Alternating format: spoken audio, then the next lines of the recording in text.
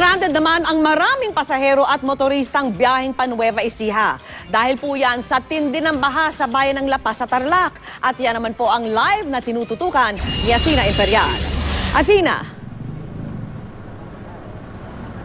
Vicky, patuloy pa rin ang pagtaas ng tubig dito sa Barangay San Isidro sa La Paz, Tarlac. Kung makikita ninyo itong mga kabahayan sa aking likuran, nasa hanggang bewang na po yung lalim ng baha dito. Kaya naman yung may-ari nitong bahay ay nagdesisyon ng ilipat yung kanyang mga kagamitan dito sa kalapit bahay na mas mataas yung kinalalagyan ng kanilang bahay. Marami pa ring pamilya, Vicky, na nagdesisyon na manatili sa kanilang mga bahay sa kabila ng taas ng tubig.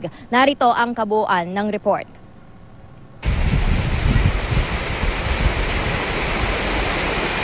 Alas 7 ng umaga nang biglang tumaas ang tubig sa Barangay San Isidro, La Paz, Tarlac.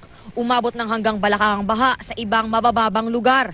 Ang mga residente, kanya-kanyang salba ng gamit. Yung gamit nga namin, itinaas namin sa matas na sa mga upuan ganyan sa loob.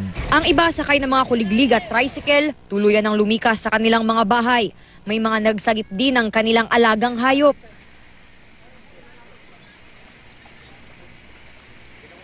Alas 9 kaninang umaga ay wala pang baha sa areang ito ng La Paz Santa Rosa Road. Pero ngayong alas 12 na ng tanghali, umabot na sa hanggang tuhod ang baha dito sa lugar na ito. Hindi na makadaan ang mga maliliit na sasakyan tulad ng mga tricycle at motorsiklo. Tanging mga SUV at malalaking truck na lamang ang nakakaraan dito. Ang mga residente napipilitan na lamang maglakad at suungin itong baha para makauwi at makalabas ng kani-kanilang mga bahay. Sanay na raw ang mga residente rito sa pagbaha, lalo na kapag may bagyo. Nakaraniwan daw umaabot ng lagpas tao. Kaya demotor na bangka ang gamit ng mga rescuer para ilikas ang mga na-trap na residente sa mga lugar na ito. Ngayon po ay meron kaming may nag-request na i-rescue kami at meron kaming mga kasama dito na sa parting bahagi ng Mait, Barangay San Roque ay i-rescue namin sila. Kagabi na sa 100 pasaherong papuntang Santa Rosa at Cabanatuan, Nueva Ecija ang stranded sa La Paz, Tarlac ayon sa mga driver ng bus.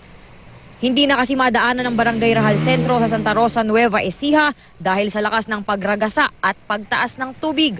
Siguro po sa may Santa Rosa po, mga gadibdib po.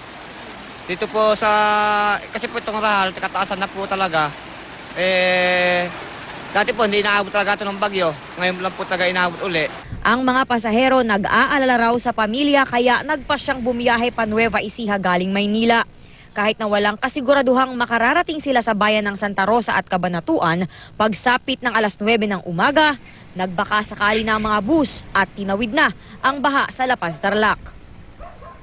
Vicky, sa mga oras na ito ay patuloy pa rin sa pagbibigay babala ang mga pulis doon sa mga dumadaang motorista. Ang makakaraan lang kasi dito sa La Paz Santa Rosa Road ay yung mga malalaking sasakyan, mga SUV, mga kuliglig, yung mga maliliit na sasakyan tulad ng mga motorsiklo, tricycle, mga kotse. May posibilidad na hindi sila makadaan talaga dahil sa taas ng tubig at maaari silang tumirik sa daan at mahirapan silang humingi ng saklolo. At yan muna ang pinakahuling balita mula rito sa La Paz, Tarlac. Vicky? Maraming salamat sa iyo, Athena Imperial.